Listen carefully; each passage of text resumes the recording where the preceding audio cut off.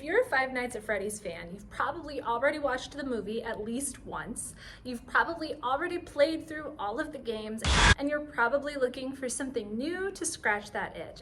And the library has got you covered. My name is Yona, I'm a librarian at Field Teen Center, and here are 6 books to read if you're a fan of Five Nights at Freddy's. It's hard to get more Freddy core than a haunted pinball machine, which is exactly what we get in Dead Flip by Sarah Farizan. It's a horror comedy with a queer protagonist that's about a group of friends who loves nothing more than hanging out at the arcade until one of them goes missing. 5 years later, he reappears out of nowhere, except he's still 12 years old and all of his friends are 17. This book is also set in the 90s, so if the retro vibe of the Five Nights at Freddy's series is one of the things you like about it, you'll also enjoy this book. You'll probably also enjoy Clown in a Cornfield by Adam Cessair. This is book 1 of a duology, and the title kind of explains it all. It's a murderous clown versus a couple of teens. And when you think about it, clowns aren't so different from animatronic animals because they're meant to be fun and entertaining for children, but can go so wrong so easily. And just like the animatronics in FNAF, the clown in this book is really, really upsetting. Adam Cessair is also the author of a graphic novel that is super Freddy core because it's called Dead Mall and is about a group of teens who go exploring in an abandoned mall looking for nostalgia and instead find a cosmic horror. It really has security breach vibes, wandering through dark hallways waiting for a jump scare. As a Philly librarian, I also love talking about Adam Cessair because he's local to Pennsylvania.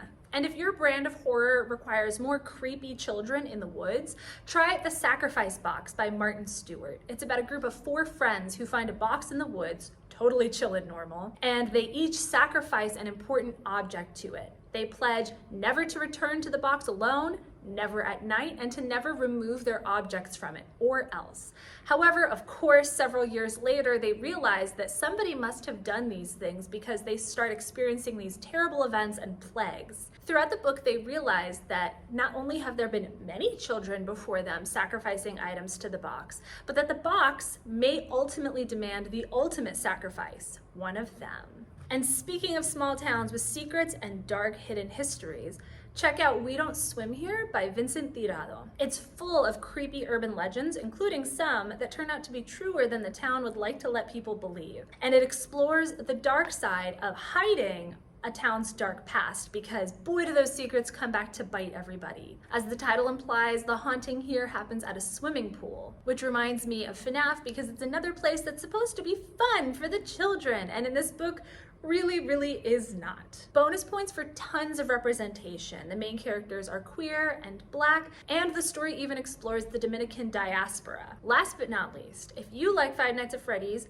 you should absolutely check out the anime and manga Chainsaw Man, in which a local teen tries to pay off his debts by agreeing to fight demons, which he does by bonding with his demon dog Pochita and becoming a chainsaw-headed demon, of course. This series has more blood and guts and gore than the FNAF franchise does, but it's also funny. It's really accessible, so if you like FNAF, reading this one just makes sense. And if you're more of a classical FNAF fan and what you really want is just more FNAF content, the library has you covered for that too. At the Teen Center, we have the Tales from the Pizzaplex and Fazbear Frights spin-off series. We've got the graphic novels,